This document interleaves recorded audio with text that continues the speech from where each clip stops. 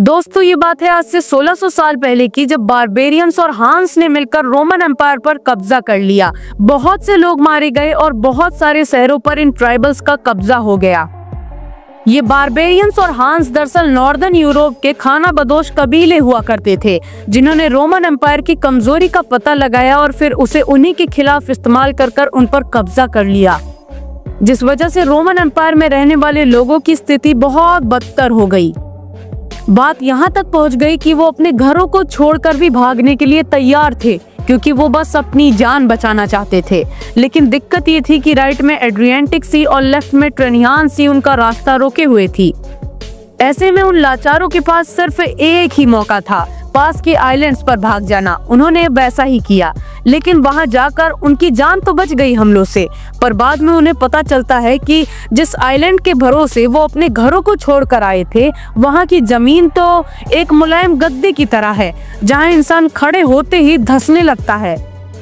लेकिन तब भी रोमन्स हार नहीं मानते। इतनी एडवर्स कंडीशन में भी वो धीरे धीरे कर शेल्टर्स बनाते हैं, ब्रिजेस बनाते हैं, और आज यही दलदल नुमा जगह द सिटी ऑफ वेनिस के नाम से जानी जाती है। लेकिन आखिर ये सब पॉसिबल कैसे हुआ? एक ऐसी जगह जहां खड़ा होना भी इम्पॉसिबल था, वहां पर इंसानी बस्तियां कैसे बसाई गईं? आइए तो इन्हीं सवालों का जवाब जानने के लिए आज वेनिस की हिस्ट्री में चलते हैं। एक ऐसी हिस्ट्री जो आपको चौंकाने के लिए काफी है, क्योंकि ये पूरी कहानी इंजीनियरिंग के बेमिसाल नमूनों से भरी हुई है।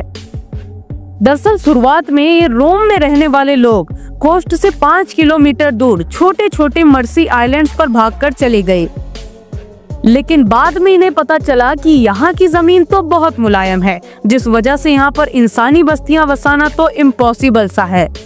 इसी वजह से वो दोबारा अपने घर को लौटने का फैसला करते हैं। लेकिन घर को लौटना यानी मौत को दावत देना, क्योंकि वहाँ पर ट्राइबल ग्रुप्स के लोग कोहराम मचा रहे थे, जिस वजह से इन आइलैंड्स पे रहना इन लोगों की मजबूरी बन चुकी थी।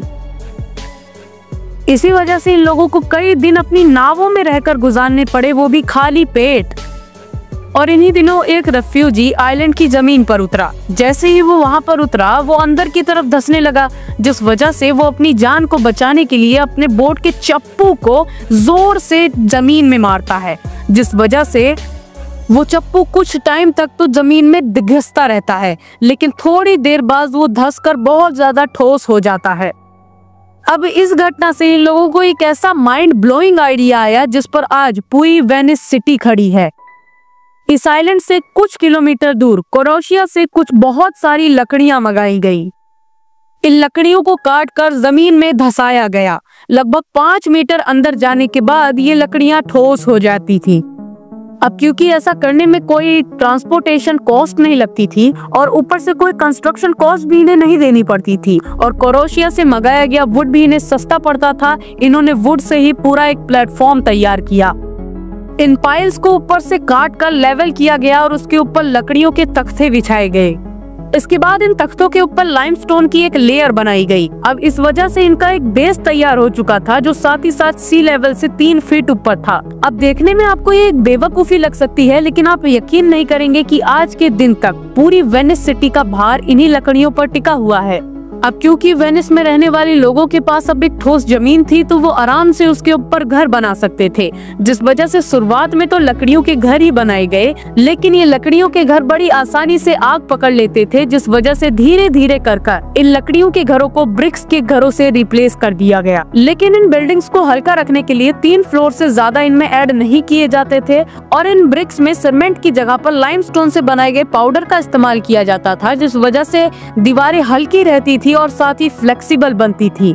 इसके अलावा इन घरों के अंदर के जो टाइल्स हुआ करते थे, उन्हें वुड से बनाया जाता था, जिस वजह से इसका भार मेंटेन रहता था। जब ये सारा काम पूरा हो जाता था, तब बाहर से इन टाइल्स को सपोर्ट करने के लिए लोहे की रॉड से इन्हें संभाला जाता था। ये तरीका वेनिस में रहने वाले लोगों के लिए बहुत ज्यादा फायदेमंद साबित हुआ। धीरे धीरे कर वहाँ की पॉपुलेशन बढ़ी, वहाँ पर नंबर्स ऑफ शेल्टर्स बढ़े, और अब ये 150 छोटे छोटे मर्सी आइलैंड्स 1 लाख लोगों का घर थे। पहले जब पॉपुलेशन कम थी तब वेनिस में एक आइलैंड से दूसरे आइलैंड तक जाने के लिए सिर्फ एक ही ट्रांसपोर्टेशन सिस्टम था, वो थी बोट।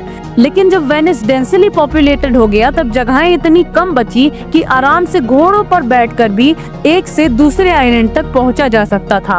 अब सिर्फ एक लास्ट जरूरत इन लोगों के लिए बची थी, इन आइलैंड्स को आपस में कनेक्ट करना। लगभग 500 सालों तक ये सभी आइलैंड्स अलग अलग थे, लेकिन धीरे धीरे कर जब वहाँ पर पॉपुलेशन बहुत बढ़ गई और लोग बिजनेस के सिलसिले में एक आइलैंड से दूसरे आइलैंड रोज आने जाने लगे, तब वहाँ पर ब्रिजेस बनने लगे।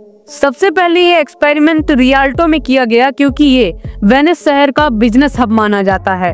दरअसल यहाँ पर नॉर्मल सा एक लकड़ी का ब्रिज बनाया गया। इन्हें फॉन्टून ब्रिज कहा जाता है, जहाँ पर लकड़ियों की मदद से इनके अंदर से गुजरने का रास्ता बनाया जाता है और ऊपर एक मजबूत पुल बनकर तैयार हो जाता है। लेकिन कुछ दिनों बाद ये पुल टूटकर गिर गया और अब लकड़ियों से एक बहुत ही मजबूत पुल बनाया गया। लेकिन 1310 में हंगामा आराई की वजह से इस ब्रिज पर आग लगा दी गई। लकड़ी का बना होने की वजह से इस ब्रिज का काफी सारा हिस्सा जल गया।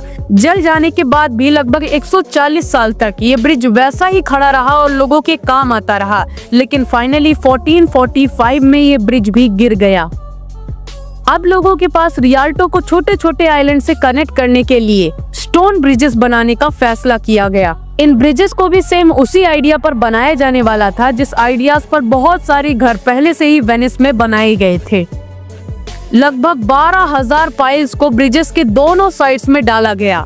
उसके ऊपर मजबूत फ्लोर्स बनाए गए और फिर उसके ऊपर पूरा ब्रिज।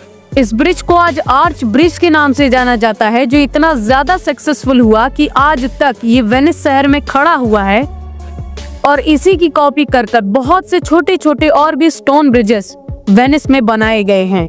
आपको जानकर हैरानी होगी कि इस पूरे शहर में रोड्स हैं ही नहीं, यहाँ पर सिर्फ कैनाल्स हैं और कैनाल्स के जरिए ही लोग यहाँ पर चलते फिरते हैं। आपको यहाँ पर लोगों के घरों में साइकिल्स देखने को मिले या ना मिले, लेकिन ऑन बोर्ड पक्का होगी। देखते ही देखते धीरे धीरे वेनिस अपने अच्छे इंफ्रास्ट्रक्चर और बहुत सी नई टेक्नोलॉजीज की वजह से यूरोप का सबसे अमीर शहर बन गया। और इसका सबसे बड़ा रीजन था इस शहर की लोकेशन। अगर आप इसे ध्यान से मैप में देखें तो ये है एड्रियाटिक सी, जिसके एंड में वेनिस है और ये सीधा जाकर मेडिटेरेनियन सी से मिलता है। मेडिटेरेनियन सी अफ्रीका, यूरोप और मिडिल ईस्ट तीनों से कनेक्टेड है। दोस्तों, आप ये जानते ही होंगे कि आज भी ट्रांसपोर्टेशन का सबसे सस्ता तरीका समुद्री रास्ता ही माना जाता है, जिस वजह से वेनिस सिटी एक ऐसा रास्ता है जहां से यूरोप, मिडिल ईस्ट और अफ्रीका का सारा गुड्स बड़ी इजीली ट्रांसफर किया जा सकता है। एक तरह से आप समझ सकते हैं कि जितना ज्यादा इम्पोर्टेंस पनामा कैनाल और स्विस कैनाल रखते हैं, उतनी ही ज्यादा इम्पोर्टेंस वेनिस सिटी की भी है। इसमें सबसे ज्यादा मदद की वेस्टर्न यूरोप और ईस्टर्न यूरोप ने, क्योंकि यहाँ पर कार्गो शिप्स का आना जाना बहुत ज्यादा था और मेडिटेरेनियन सी से वेस्टर्न यूरोप और ईस्टर्न यूरोप को कनेक्ट किया जा सकता था। और वेनिस सिटी ने यही काम किया, जिस वजह से उसे भर भर कर पैसे मिले। उस पैसे का इस्तेमाल उन्होंने सही जगह किया और आज ये सिटी यूरोप की सबसे अमीर सिटी मानी जाती है। लेकिन यहाँ की एक बहुत बड़ी प्रॉब्लम थी, वो थी फ्रेश वाटर। यहाँ की बिजनेस ग्रोथ को देखकर बहुत से लोग यहाँ पर आकर बसने लगे, जिस वजह से यहाँ का वाटर कंजम्पशन भी बढ़ गया। लेकिन वेनिस में फ्रेश वाटर मौजूद नहीं था। बेशक ये चारों तरफ पानी से घिरा हुआ है, लेकिन ये ओशियन का खारा पानी है और यहाँ पर रिवर्स और लेक्स का ताज़ा पानी जमा ही नहीं होता, जिस वजह से मेनलैंड से शुद्ध पानी यहाँ पर डिब्बों में भर भर कर लाना पड़ता है। लेकिन धीरे धीरे कर ये तरीका भी फेल साबित हो गया, क्योंकि यहाँ की पॉपुलेशन अब 2 लाख टच करने वाली थी। इस वजह से अब फिर से यहाँ पर रहने वाले इंजीनियर्स के पास एक बहुत बड़ा टास्क था। उन्हें कुछ तो ऐसा रास्ता खोजना था जिसकी मदद से वेनिस शहर की बढ़ती पॉपुलेशन को पीने का पानी मिल सके। दोस्तों, जैसा कि मैंने आपको वीडियो की शुरुआत में ही बताया कि वेनिस 150 मर्शी आइलैंड्स का एक ग्रुप है और इन्हीं ग्रुप्स में बहुत सारे आइलैंड्स ऐसे भी थे जहां पर डेवलपमेंट का कोई भी काम नहीं हुआ था। वहीं पर रेन वाटर को स्टोर करने के लिए बड़े बड़े गड्ढे किए गए। कंक्रीट की मदद से इन गड्ढों को वाटर प्रूफ बनाया गया। दोस्तों, अगर आपको लग रहा है कि इन गड्ढों में डायरेक्ट रेन वाटर भरेगा तो आप बिल्कुल गलत हैं, क्योंकि वेनेशियंस की सोच यहाँ से बहुत ज्यादा एडवांस थी। उन्होंने इन बड़े बड़े गड्ढों की जस्ट बगल कुएं बनाए, उन कुओं में रेत और पत्थर भर दिए और दोबारा से ऊपर से इसे प्लेन सरफेस बना दिया। लेकिन इनमें छोटे छोटे होल्स बनाए गए जिस वजह से पानी सबसे पहले रेत और पत्थर के टैंक्स में जाता, जहां से पानी सीधा फिल्टर होता और फिर कुएं के अंदर जाता। और आपकी जानकारी के लिए बता दूं कि ये वाटर फिल्ट्रेशन का एक नेचुरल प्रोसेस है। नेचर कुछ इसी तरह से पानी को साफ करता है और इसी तरीके का इस्तेमाल कर वेनिशियंस ने भी अपनी पानी की खपत को पूरा किया। अब आपके दिमाग में एक सवाल आ रहा होगा कि एक छोटे से गड्ढे के अंदर कितना ही पानी स्टोर हो जाएगा जो 2 लाख लोगों के लिए इनफ हो। दरअसल इसी वजह से इन कुओं के इर्द गिर्द जो घर बने थे उनके अंदर पाइप्स को इंस्टॉल किया गया जो डायरेक्टली सैंड वेल से कनेक्टेड थे, जिस वजह से पानी डायरेक्ट इन्हीं के अंदर आता और फिल्टर होकर दोबारा कुएं में चला जाता, जिस वजह से वाटर वेस्टेज 0 हो गई और जितना भी पानी वेनिस के इस एरिया में गिरता वो सारा पानी फिल्टर होकर इसी कुएं के अंदर जाता। धीरे धीरे कर इसी आइडिया पर 600 वेल्स बनाए गए, उनके इर्द गिर्द एक कॉलोनी बनाई गई और जब भी पानी बरसता है, जब भी पानी फिल्टर होकर इन कुएं में अब भरता है, 10 से 12 घर इस पानी को आपस में शेयर कर लेते हैं और पानी की किल्लत नहीं होती। तो दोस्तों ये थी वेनिस सिटी की कहानी।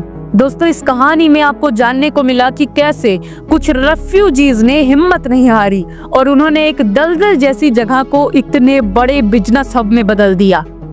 ये कहानी सिर्फ वेनिस सिटी के लिए नहीं थी, बल्कि आपको सिखाने के लिए थी कि स्थिति चाहे कितनी भी बुरी क्यों न हो, लेकिन अगर आप चाह लें तो आप अपनी मंजिल तक पहुंच सकते हैं। तो बस फिर आज की वीडियो में इतना ही। अगर आपको ये वीडियो पसंद आई हो तो वीडियो को एक लाइक कर दीजिए।